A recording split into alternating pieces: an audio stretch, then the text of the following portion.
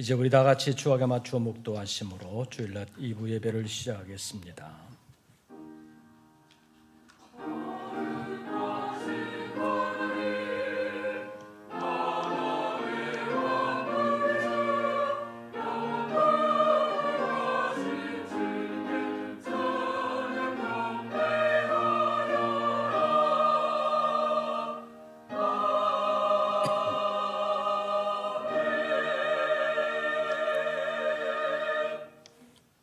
문들아 너희 머리를 들지어다. 영원한 문들아 들릴지어다. 영광의 왕이 들어가시리로다. 영광의 왕이 누구시냐? 만군의 여호와께서 곧 영광의 왕이시로다. 하나님은 영이시니 예배하는 자가 영과 진리로 예배할지니라. 오늘도 우리의 마음문을 열고 영혼의 고개를 들어 영광의 왕인 주님 바라보기를 원합니다. 우리의 영혼을 일깨워 주시고 영혼의 생명을 새롭게 하여 주시옵소서. 우리의 예배 가운데 찾아오사 함께 거하시며 위하여 역사하여 주시옵소서. 우리 주 예수 그리스도의 이름으로 기원하옵나이다. 아멘. 사도신경 세번역본으로 우리의 신앙을 함께 고백하겠습니다. 나는 전능하신 아버지 하나님 천지의 창조주를 믿습니다. 나는 그의 유일하신 아들 우리 주 예수 그리스도를 믿습니다. 그는 성령으로 잉태되어 동정녀 마리아에게서 나시고 본디오 빌라도에게 고난을 받아 십자가에 못 박혀 죽으시고 장사된 지 사흘 만에 죽은 자 가운데서 다시 살아나셨으며 하늘에 오르시어 전능하신 아버지 하나님 우편에 앉아 계시다가 거기로부터 살아있는 자와 죽은 자를 심판하러 오십니다. 나는 성령을 믿으며 거룩한 공교회와 성도의 교제와 죄를 용서받는 것과 몸의 부활과 영생을 믿습니다. 아멘. 찬송가 38장을 함께 부르시겠습니다.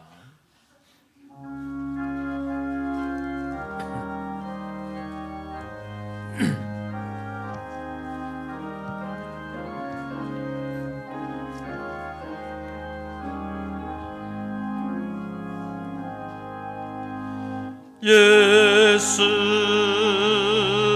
우리 왕이여 이곳에 오셔서 우리가 왕께 드리는 영광을 받아 주소서.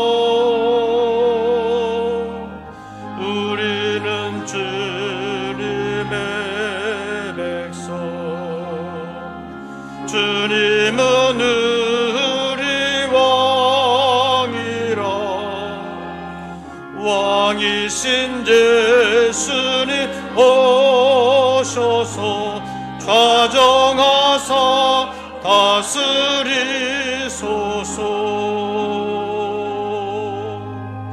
예수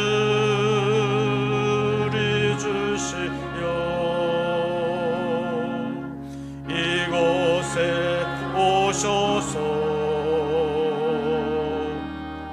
우리가 주께 드리는 찬양을 받아 주소서.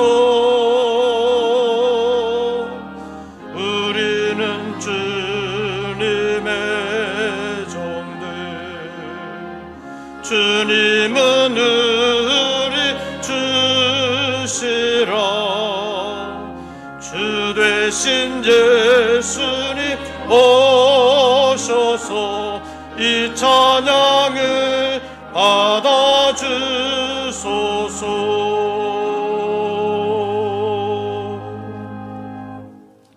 오늘의 성시 교독은 129번입니다.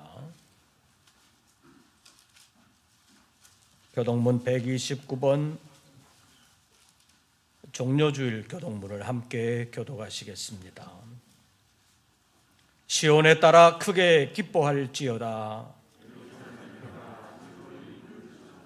보라, 내 왕이 내게 임하시나니 그는 공의로우시며 구원을 베푸시며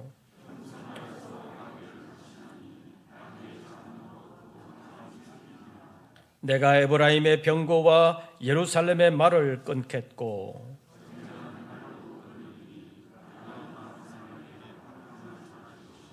그의 통치는 바다에서 바다까지 이르고 앞에서 가고 뒤에서 따르는 무리가 소리 높여 이르되 주의 이름으로 오시는 이여 가장 높은 곳에서 호산나 하더라. 아멘. 이제 2부 예배를 위하여 고영호 장로님 기도하시겠습니다.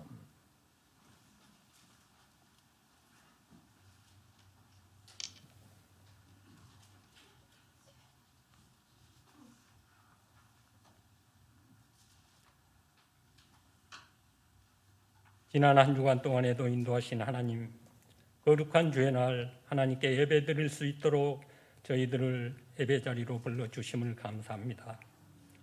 오늘은 예수님께서 십자가의 죽음을 위해 예루살렘에 입성하신 날을 기념하는 종료주일이며 고난주간이 시작되는 주일입니다.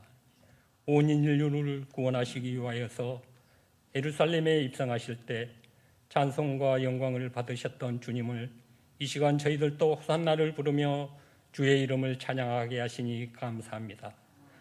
지난 사순절 기간 동안 주님의 십자가의 고난을 묵상하며 경건의 생활을 나름대로 실천한다고 하였지만 주님을 온전히 따르지 못했음을 회개합니다. 고난의 주간을 살아갈 때 우리를 위해 죽으셨던 주님의 고난을 기억하며 십자가에 못 박히신 예수님의 사랑과 의미를 묵상하기 원합니다. 주님께서 고난받으셨기에 우리가 영광스러운 구원이 있게 됨을 감사하는 한 주간을 살아가게 하옵소서. 하나님 아버지, 우리들은 만물이 소생하는 봄의 계절에 살고 있습니다. 겨우내 얼었던 땅은 따스한 봄을 맞아 새 생명이 꿈틀거리고 메말랐던 가지에도 꽃이 피고 움이 돋는 생동감 있는 계절입니다. 이렇게 좋은 계절을 맞이했지만 우리 가운데 육체의 아픔과 약함으로 병원에서 치료 중이며 병상에 있는 성도들이 있습니다. 또한 여러 가지 환경에 의해 원하지 않는 시련과 고통 가운데 있는 성도들도 있습니다. 주님 위로하여 주시옵소서. 주님의 능력의 손으로 어루만져 주셔서 건강이 회복되고 어려운 환경도 개선되어 만물이 소생하는 봄의 계절을 함께 느낄 수 있도록 인도하여 주시옵소서.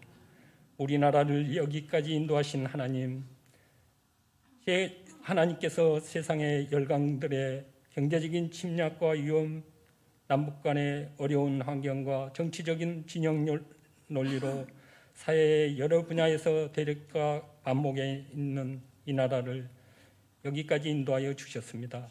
주님, 이 나라를 인도하여 주시옵소서.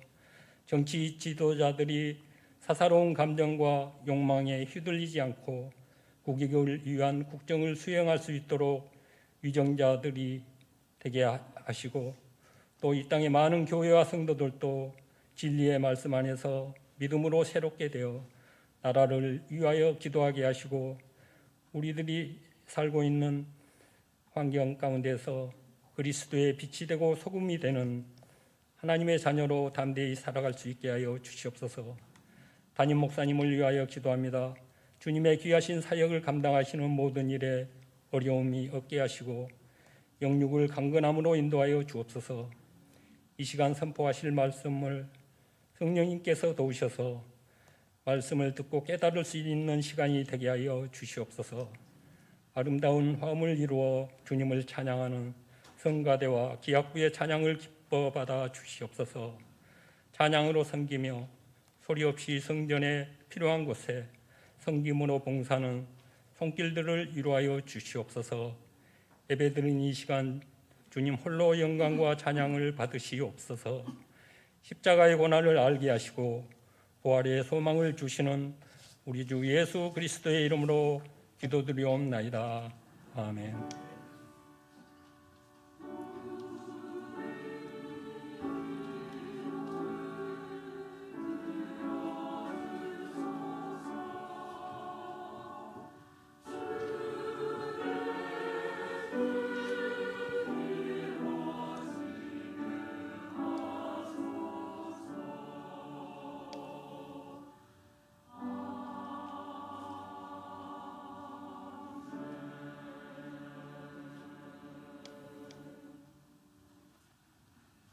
오늘 우리에게 주시는 하나님의 말씀을 찾습니다.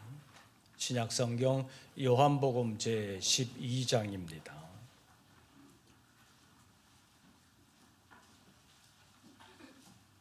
요한복음 제12장, 제가 가진 성경으로는 신약성경 167쪽, 요한복음 제12장 12절부터 19절까지의 말씀을 함께 교독하시겠습니다. 12절 말씀을 제가 먼저 봉독합니다. 그 이튿날에는 명절에 온 큰 무리가 예수께서 예루살렘으로 오신다는 것을 듣고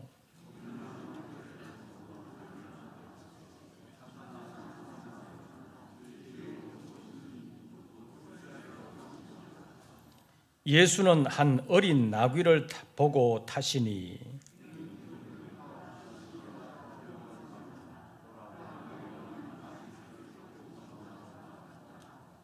제자들은 처음에 이 일을 깨닫지 못하였다가 예수께서 영광을 얻으신 후에야 이것이 예수께 대하여 기록된 것임과 사람들이 예수께 이같이 한 것임이 생각났더라.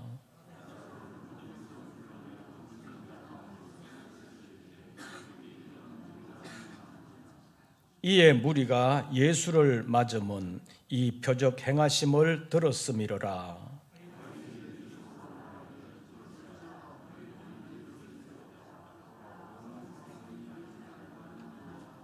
아멘. 이제 임마누엘 성가대 찬양이 있겠습니다.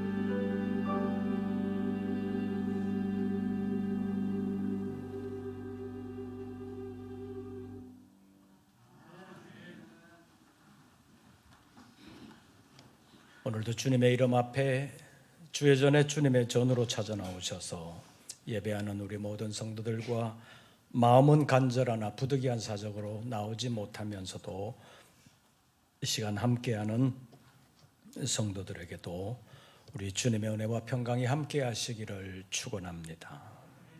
서로 인사 나누겠습니다. 반갑습니다. 요즘 사는 것이 어떻게 힘이 나요? 별로 힘이 안 나요? 옆 사람에게 힘냅시다 한번 해보십시오. 근데 힘냅시다 한다고 힘이 나는 거예요? 힘은 그냥 가만히 있어서 지가 알아서 힘이 나는 것이 아닙니다. 힘내기 위해서 마음을 새롭게 하고 또 힘을 내기 위해서 여러 가지 노력을 해야 힘이 생기는 것입니다. 지난 2주간 바울 성지 순례를 다녀오면서 느끼는 것이 두 가지가 있습니다. 하나는 체력이 예전 같지 않다, 그런 생각입니다. 예전 같으면 하루 이틀만 푹 자고 나면 그냥 가뿐했는데 요즘은 그렇지 않은 것 같습니다. 또 한 가지는 갔다 오니까 계절이 확 바뀌어 있다는 것입니다. 갈 때만 해도 초봄이라서 약간만 쌀쌀하면 아직도 겨울이 덜 갔나 그런 생각을 했는데 이제는 봄이 완연히 온 것 같습니다. 그동안 남쪽에서 올라오던 꽃 소식이 이제는 전국에 다 퍼진 것 같습니다. 이제는 서울 근방에도 개울가의 버드나무는 완전히 파란 연두색 봄옷으로 갈아입었습니다. 산을 보면 산의 나무에게도 파릇파릇 새싹이 돋아나 있습니다. 들에는 들풀들도 새싹을 틔우고 올라옵니다. 벚꽃은 이제 이번 주간 지나면 거의 지나갈 것 같기도 합니다. 이제 봄이라는 계절이 완연한 것 같습니다. 벌써 4월이 되었습니다. 4월을 잔인한 달이라고 말한 시인이 있습니다. 그는 미국에서 태어나 영국으로 건너가 활동을 하다가 영국에서 귀화를 해버렸습니다. 이 사람의 명성이 높아지면서 미국은 이 사람이 미국 시인이라 그러고 영국에서는 영국 시인이라고 말하기도 합니다. 그가 발표한 황무지라는 시에서 4월은 잔인한 달이라는 말로 시작을 했습니다. 일반적인 해석으로는 4월의 시인의 가장 친한 친구요 사랑하던 사람이 그의 곁을 떠나버렸기 때문에 4월은 잔인한 달이라고 말했다, 이렇게 보기도 하고, 세계적이요 국제적으로 보면 세계 제1차 대전이 끝난 지 얼마 되지 않은 때라서 온 세계가 전쟁의 참상에서 벗어나지 못한 때였기 때문에 사람들의 삶 자체가, 사는 것 자체가 잔인할 정도로 힘들었다는 것입니다. 전쟁통에는 어떻게든지 목숨 부지하는 것만으로도 급급했는데 끝나고 보니까 사는 것이 너무 힘들었다는 것입니다. 그래서 4월을 잔인한 달이라고 말했다고 해석하는 사람들이 많습니다. 계절로서의 봄은 생명이 약동하는 계절인 것이 분명합니다. 아까 장로님이 기도하실 때도 그런 말씀을 하셨는데, 분명히 봄은 생명이 약동하고 새싹이 나오고 꽃이 피는 계절인 것은 분명합니다. 그런데 그런 봄의 현상들이 우리의 삶의 현장에서 우리의 고난까지 다 없애주지는 못하는 것을 느끼고 있습니다. 그래서 4월이 힘든 사람들이 있을 수 있습니다.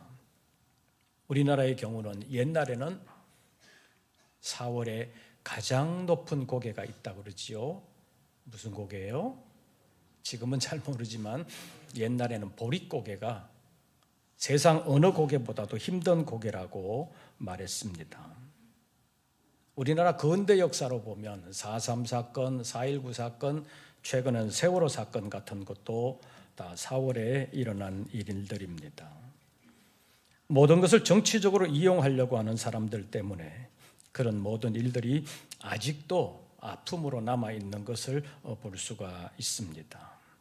우리나라 일부 정치인들은 교육도 정치로 풀려고 하고 경제도 정치로 풀려고 하고 모든 것을 정치로 풀려고 하는 사람들이 있습니다. 심지어는 종교 문제도 정치적으로 풀려고 하는 사람들이 있습니다. 그래서 지금 우리나라의 사회 발전을 가로막고 있는 것이 흑백으로 갈라놓는 진영 논리라고 볼 수도 있습니다. 어쨌든 4월은 우리나라도 잔인한 달이었습니다.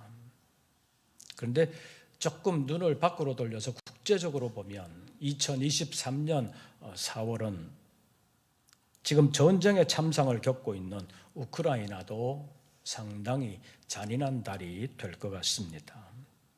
왜냐하면 UN 안전보장이사회 의장국은 안전보장이사회 국가들이 돌아가면서 의장을 맡게 되는데 4월은 러시아가 의장이 되는 차례라는 것입니다. 그래서 러시아가 UN 안보리 의장국이 되어서 이제 전쟁 문제뿐만 아니라 세계적인 이슈들을 함께 다루겠다고 지금 말하고 있습니다. 그래서 우크라이나 입장에서는 4월 한 달 동안 UN이 불러도 안보리에서 불러도 가지 않겠다고 지금 말하고 있는 것을 우리가 보고 있습니다. 어쨌든 우크라이나에게도 이번 4월 한 달이 잔인한 달이 될 것 같습니다. 그러나 교회력으로 보면 4월은 전혀 성격이 다른 달입니다. 예수 그리스도의 부활을 기념하는 달이기 때문입니다. 지축을 거세게 흔들듯이 온 세상을 놀라게 했던 예수 그리스도의 부활의 계절이 드디어 돌아왔습니다. 커다란 돌무드로 맞고 도장까지 찍고 군인들까지 지키면서 예수님의 돌무덤을 막아보려고 했지만 예수님의 무덤은 열렸습니다.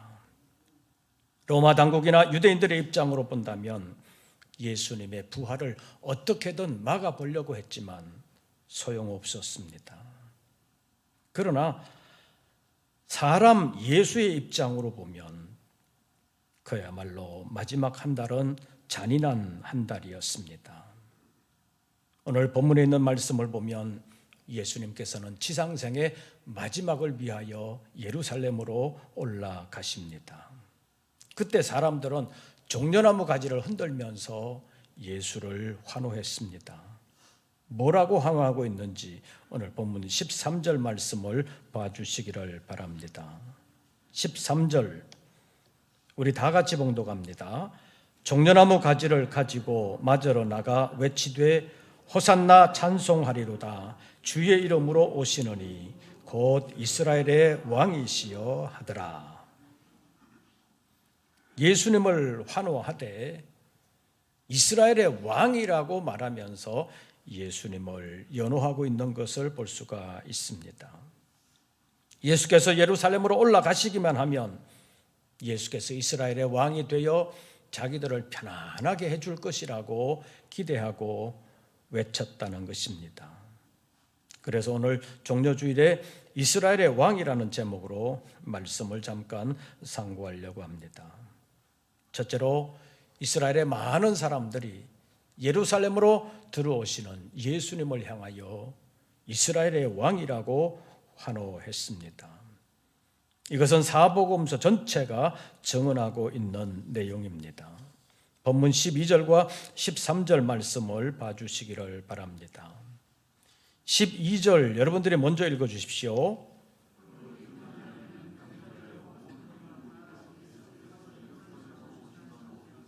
(13절) 제가 읽습니다. 종려나무 가지를 가지고 맞으러 나가 외치되 호산나 찬송하리로다 주의 이름으로 오시노니 곧 이스라엘의 왕이시여 하더라. 예수님께서 예루살렘으로 오신다는 소식을 들었습니다. 그 소식을 듣고 많은 사람들이 종려나무 가지를 가지고 흔들면서 예수님을 맞이했습니다. 그런데 맞이하면서 13절 보십시오. 무엇을 가지고? 종려나무 가지를 가지고 맞으러 나가 외치되 호산나 찬송하리로다. 누구의 이름으로 오시느니? 주의 이름으로 오시느니 곧 이스라엘의 누구시여? 왕이시여 하더라. 사람들이 예루살렘으로 들어오시는 예수님을 맞이하면서 종려나무 가지를 가지고 맞이했다고 그랬는데 왜 종려나무 가지를 가지고 맞이했느냐? 종려나무 가지는 그때까지 기쁨과 승리의 상징이었습니다. 그래서 옛날에는 주로 전쟁에서 승리한 개선 장군이 들어올 때 종려나무 가지를 흔들면서 그를 환호하며 그를 맞이했습니다. 그리고 국가의 왕이 성으로 들어올 때 왕을 존경하는 마음, 그리고 또 왕을 기쁨으로 맞이한다는 의미에서 종려나무 가지를 흔들면서 환영을 했습니다. 그런데 예루살렘으로 들어가시는 예수님의 모습은 늠름한 말을 타고 들어오는 것도 아닙니다. 수많은 신하들의 호의를 받으면서 들어오는 것도 아니었습니다.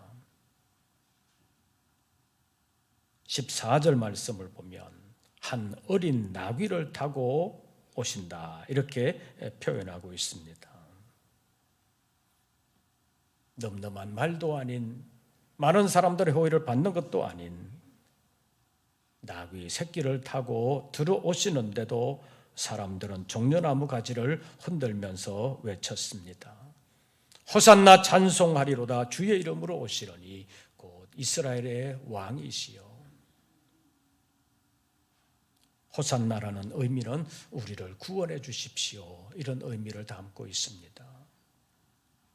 예루살렘으로 들어오시는 예수님께서 자기들을 구원해 줄 수 있는 분이라고 기대했다는 말입니다.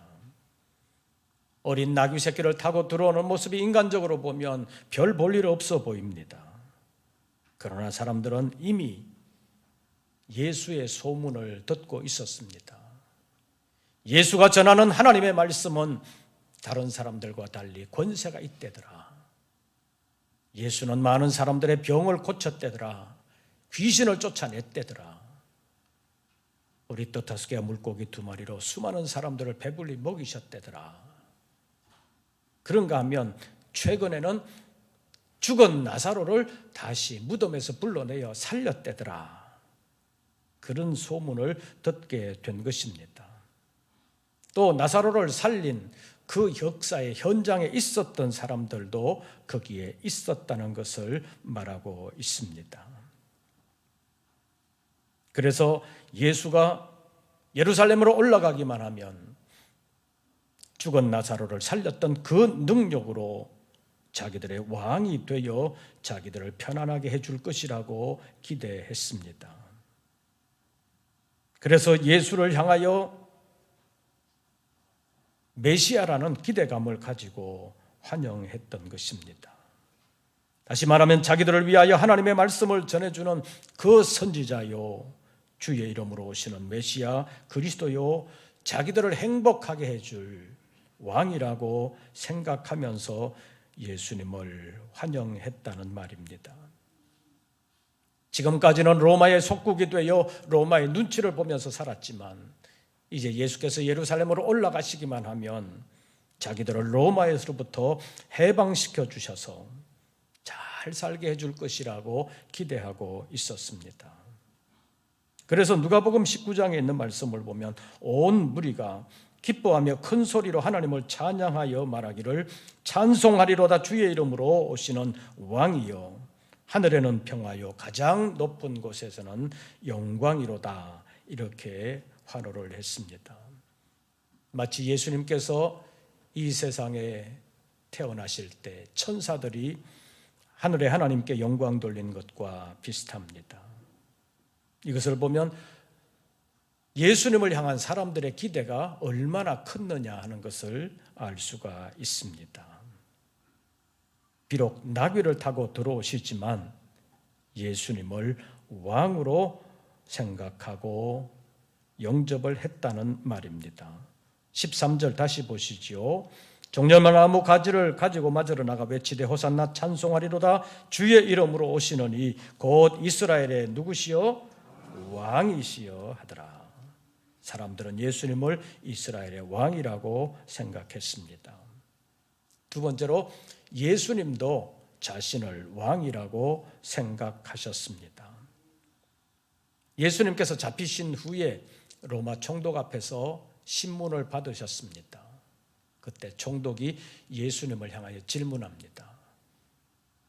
내가 유대인의 왕이냐? 이렇게 물었을 때 예수님의 대답이 마태복음, 마가복음, 누가복음에 보면 네 말이 옳도다 이렇게 기록되어 있습니다. 요한복음에는 조금 다르게 표현되어 있습니다. 요한복음에는 내가 유대인의 왕이냐 이렇게 물을 뿐만 아니라 여러 가지 그 중간에 대화가 있었습니다. 그 대화를 하는 가운데 총독이 다시 묻습니다. 그러면 네가 왕이 아니냐 이렇게 물었을 때 요한복음에 예수님의 대답이 뭐라고 되어 있느냐 하면 네 말과 같이 내가 왕이니라 이렇게 표현을 하셨습니다. 그러니까 이런 기록들을 보면 예수님 자신이 왕이라는 사실을 밝혔다는 것은 분명한 사실입니다. 이런 것을 종합해서 보면 사람들도 예수님을 왕이라고 생각했고 예수님 자신도 자신을 왕이라고 말씀하셨습니다. 그렇기 때문에 서로 간에 왕이라고 생각하는 것에는 아무 문제가 없는 것처럼 보입니다. 그런데 얼마 지나지 않아서 바로 문제가 생겼습니다. 이스라엘 사람들이 예수님 들어오실 때는 이스라엘의 왕이라고 종려나무 가지를 흔들면서 환호를 했는데 며칠 지나지 않아서 이 사람을 십자가에 못 박으라고 큰 소리치는 폭도들로 돌변하고 말았습니다. 왜 그랬겠습니까? 요한복음 18장에서 예수님께서 그 비밀을 밝혀주셨습니다. 왜 그랬느냐? 사람들이 생각한 왕과 예수님께서 말씀하신 왕이라는 단어의 의미가 서로 달랐다는 것입니다. 사람들이 생각한 왕은 이스라엘의 왕으로서 유대인인 자기들을 정치적으로 해방시켜 줄 뿐만 아니라 경제적으로 잘 살게 해줄 이스라엘의 왕으로 생각을 했습니다. 그래서 세계 어느 나라, 어느 민족보다 이제는 우리나라가 잘 살게 될 것이라 그런 기대를 가지고 예수님을 왕으로 영접했습니다. 그러나 예수님의 생각은 달랐습니다. 요한복음 18장 36절에서 예수님께서 밝히 말씀하셨습니다. 내 나라는 이 세상에 속한 것이 아니니라. 예수님께서 이루실 나라는 세상 나라가 아니라는 말씀입니다. 예수님께서 바로 이어서 말씀하십니다. 만일 내 나라가 이 세상에 속한 것이었더라면 내 종들이 싸워 나로 유대인들에게 넘겨지지 않게 하였으리라. 이제 내 나라는 여기에 속한 것이 아니니라. 예수께서 이루시려고 하는 나라는 이 세상 나라가 아니라 곧 이 세상 정치, 경제적인 의미에서의 나라가 아니라 하나님 진리의 나라라고 요한복음 18장 37절에서 말씀하셨습니다. 이런 생각의 차이를 당시 사람들은 알지를 못했습니다. 예수님의 제자들도 알지를 못했습니다. 본문 16절 말씀 보시죠. 16절 다 같이 봉독합니다. 제자들은 처음에 이 일을 깨닫지 못하였다가 예수께서 영광을 얻으신 후에야 이것이 예수께 대하여 기록된 것임과 사람들이 예수께 이같이 한 것임이 생각났더라. 사람들이 예수님께서 왜 예루살렘으로 올라가시는지 그것도 잘 몰랐을 뿐만 아니라 제자들도 예수님께서 왜 나귀를 타고 예루살렘으로 들어가셨는지 당시에는 몰랐었는데 예수님께서 십자가에서 죽으시고 부활 승천하신 후에야 비로소 그래서 예수님께서 이렇게 하셨구나. 그냥 걸어가실 수도 있고 다른 것을 이용하실 수도 있는데 예수님께서 제자들을 맞은편 마을로 보내어 왜 나귀 새끼를 끌고 오게 하셨는지, 그리고 그 나귀를 왜 타고 들어가셨는지 나중에야 알게 되었다는 것입니다. 예수님께서는 예루살렘으로 올라가시는 목적이 하나님의 나라를 이루시기 위한 것이었는데 사람들은 자기들의 정치적인 왕이 되어줄 것이라고 생각했었습니다.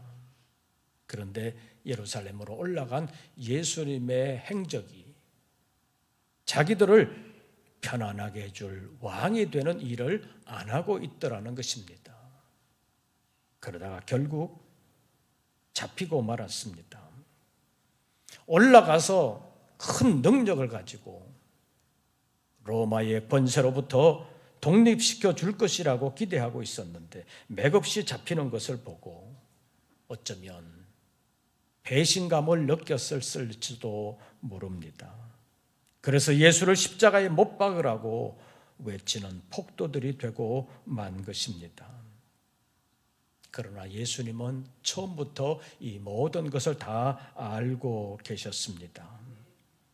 예수님은 스가랴 선지자가 예언한 대로 세상을 구원할 왕으로 오시되 세상 영광으로 오시는 것이 아니라 겸손의 왕으로서 나귀 새끼를 타고 오시리라는 예언의 말씀을 이루시기 위하여 맞은편 마을로 제자들을 보내셨고 나귀 새끼를 끌고 오게 하셨고 예루살렘으로 들어갈 때 불편하지만 그 새끼 나귀를 타고 들어가셨습니다. 그런데 예수님의 제자들도 처음에는 잘 몰랐습니다. 16절 다시 보시지요. 제자들은 처음에 이 일을 뭐하였다가 깨닫지 못하였다가 예수께서 영광을 얻으신 후에야, 다시 말하면 예수님께서 죽으시고 부활 승천하신 후에야 비로소 알게 되었다는 것입니다. 다 지나놓고 보니까 사람들이 착각을 해서 예수님을 왕으로 영접을 했던, 또 제자들도 잘 몰랐던 간에 지나놓고 보니까 성경 예언의 말씀이 이렇게 이루어졌구나 하는 사실을 알게 되었다는 말입니다.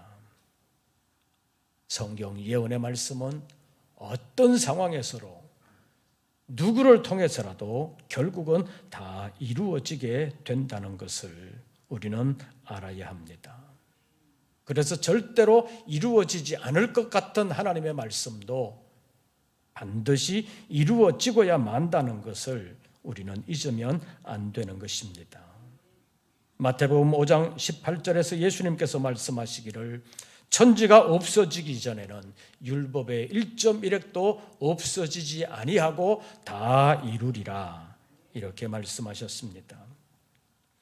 에스겔 선지자를 통해서 에스겔 17장 24절에서 나 여호와는 말하고 이루느니라, 22장 14절에서는 나 여호와가 말하였으니 내가 이루리라, 이렇게 말씀하셨습니다. 여기 이런 표현에 우리가 유의해야 할 것이 있습니다. 그냥 이루어질 것이다, 이렇게 표현된 것이 아니라는 것입니다. 마태복음 5장에서는 다 이루리라, 에스겔서 17장에서는 이루느니라, 22장에서는 내가 이루리라, 이렇게 말씀하고 있습니다. 다시 말하면 하나님의 말씀은 그냥 가만히 두어도 그냥 이루어지는 것이 아니라 하나님께서 하신 말씀이기 때문에 하나님께서 하나님의 능력을 가지고 직접 이루신다는 것을 분명하게 밝히신 것입니다. 그래서 이사야 선지자를 통해서 말씀하시기를 이사야서 46장 11절 말씀에 보면 내가 말하였은즉 반드시 이룰 것이요 계획하였은즉 반드시 시행하리라. 이렇게 말씀하셨습니다. 내가 말하였은즉 반드시 이룰 것이요 계획하였은즉 반드시 시행하리라. 하나님은 말씀하시고 이루시는 하나님이십니다. 이것을 믿습니까? 이것을 믿는 믿음이 성경을 대하는 참 믿음입니다. 그래서 성경을 하나님의 말씀이라고 하는 것입니다. 이제 사순절도 막바지에 이르렀습니다. 이번 주간이 고난주간이요 다음 주일은 부활주일입니다. 그래서 내일 월요일 저녁부터 금요일 저녁까지 매일 저녁 8시에 고난주간 기도회를 가지려고 합니다. 그동안 코로나로 억눌려 있었던 우리의 믿음을 다시 점검하고 다시 새롭게 일어나기를 원하는 것입니다.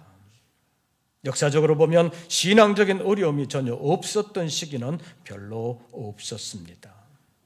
그러나 신앙은 오늘날까지 면면이 이어져 오고 있습니다. 왜 그랬느냐?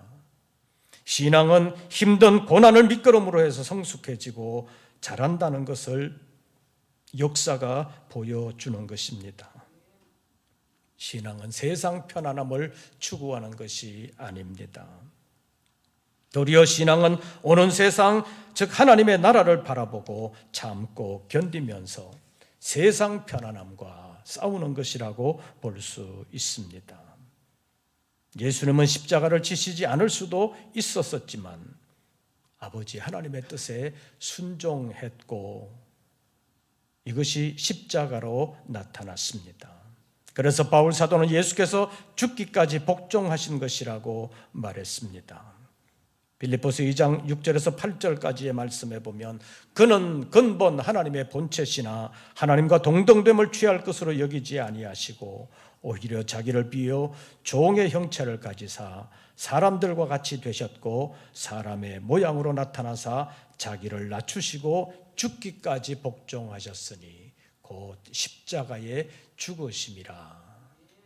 십자가에 죽으시는 그것이 죽기까지 복종하신 것이라고 말씀하고 있습니다. 십자가에 죽으셨기에 예수님의 부활이 있었던 것입니다. 예수님의 부활은 성탄보다 훨씬 충격적으로 다가온 사건입니다. 예수님의 탄생이 시끄러운 세상에 조용히 찾아온 것이라면 예수님의 부활은 조용한 세상을 완전히 뒤집어 놓은 사건이라고 말할 수 있습니다.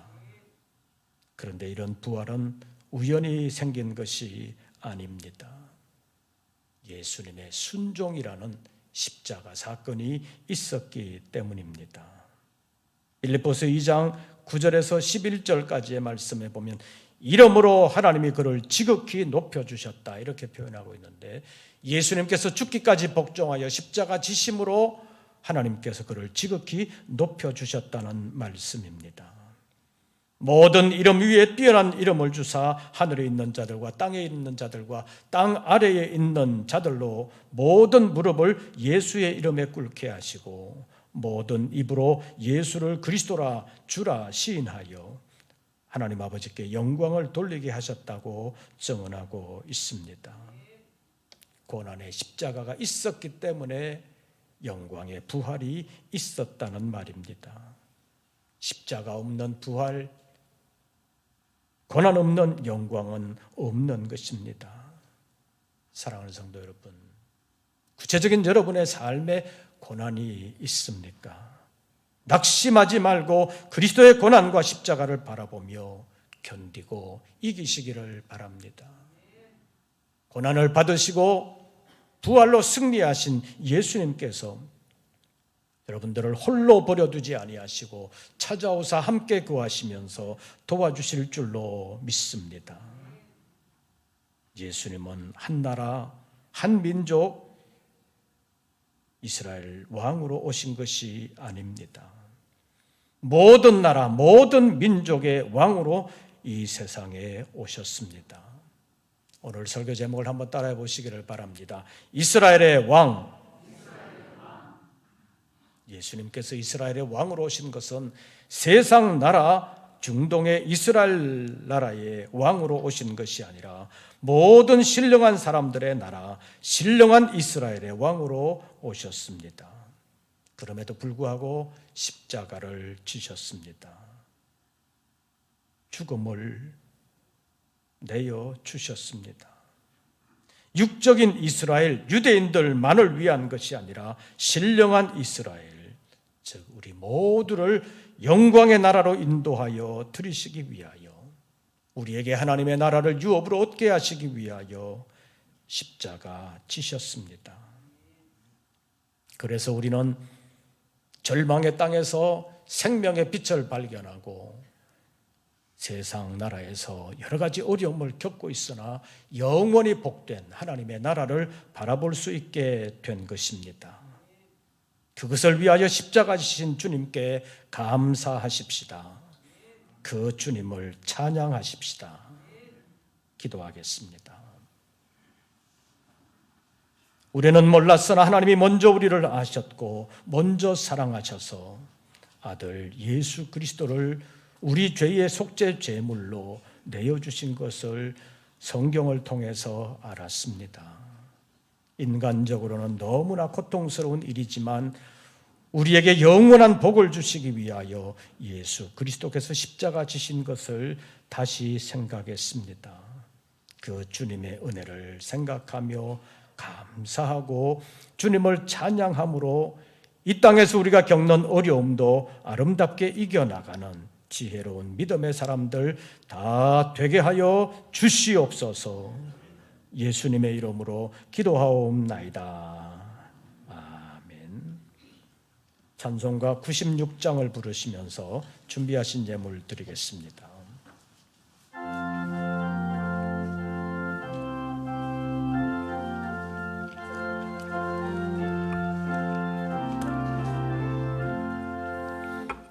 예수님은 누구신가?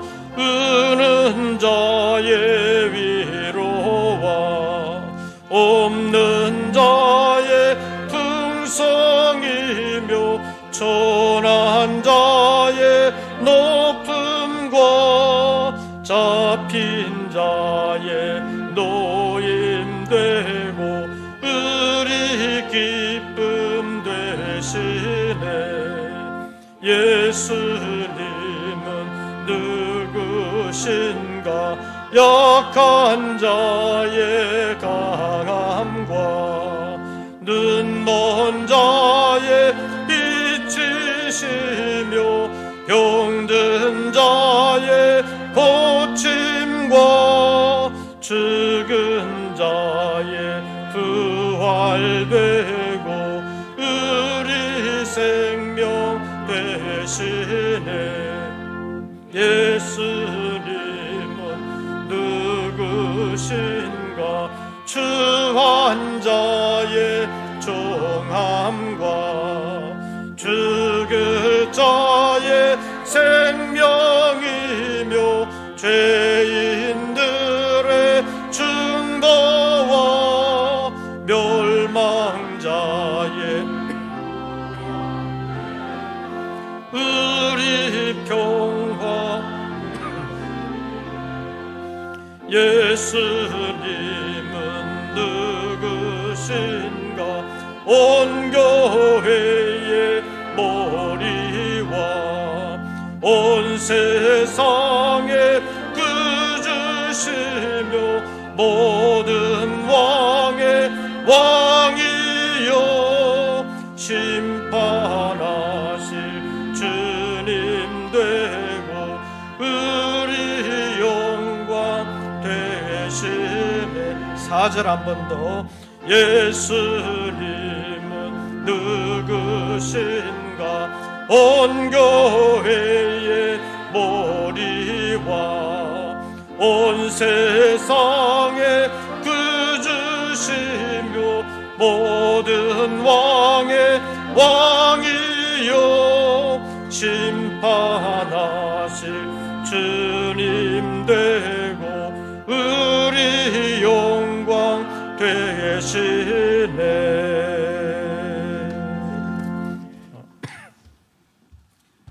기도하겠습니다. 오늘도 저희들을 부르시고 많은 사람들 가운데서 특별히 예배 자리로 불러 말씀을 통하여 위로하시고 하늘의 소망을 새롭게 하심을 감사합니다. 어려움이 있으나 어려움만 보면서 좌절하는 것이 아니라 하늘나라, 영광의 나라를 소망하는 믿음을 가지고 오늘의 고난을 딛고 내일의 영광을 바라보는 우리 모든 권속들 되게 하여 주시옵소서.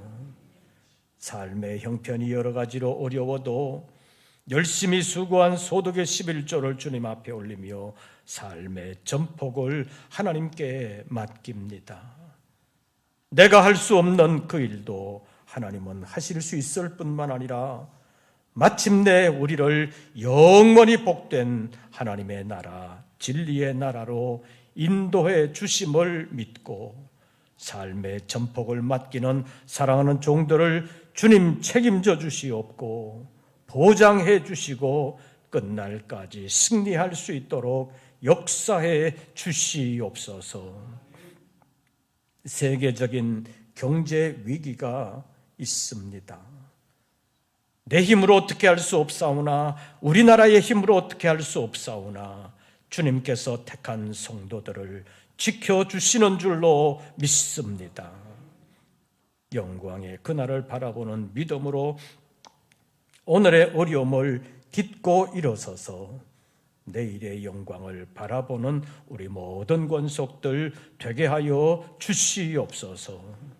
어려워도 도와주시는 하나님의 은혜가 있는 줄로 알고 감사하는 심령들 하나님께서 일일이 찾아가 주시고 감사의 마음이 끊어지지 아니할 뿐만 아니라 더 많은 일들로 감사할 수 있도록 은혜 베풀어 주시옵소서. 세상 일에도 최선을 다하지만 세상이 우리의 삶의 목적이 아니라 하나님의 나라가 목적임을 알고 하나님 나라를 위하여 복음에 동참하기를 원하는 사랑하는 종들을 일일이 기억하여 주시고 끝까지 믿음의 승리자가 될 수 있으며 영광의 나라에서 하나님께 상을 받는 우리 모든 권속들 되게 하여 주시옵소서. 다시 세상으로 나아갑니다. 세상이 우리를 실망시켜도 하나님은 실망시키지 아니하시고 하나님의 영광의 나라를 유업으로 주실 줄로 믿습니다. 그 나라를 바라보는 믿음으로 아름답게 승리하는 우리 모든 권속들 되게 하여 주시옵소서. 이제는 우리 구주 예수 그리스도의 은혜와 아버지 하나님의 크신 사랑과 성령님의 교통하심이 다시 한 번 더 믿음을 새롭게 하며 마음을 새롭게 하여 주님의 사람으로 주님의 일꾼으로 주님의 자녀로 아름답게 승리하기를 원하는 우리 모든 권속들 위에 이제부터 영원토록 함께 하시기를 축원하옵나이다. 아멘.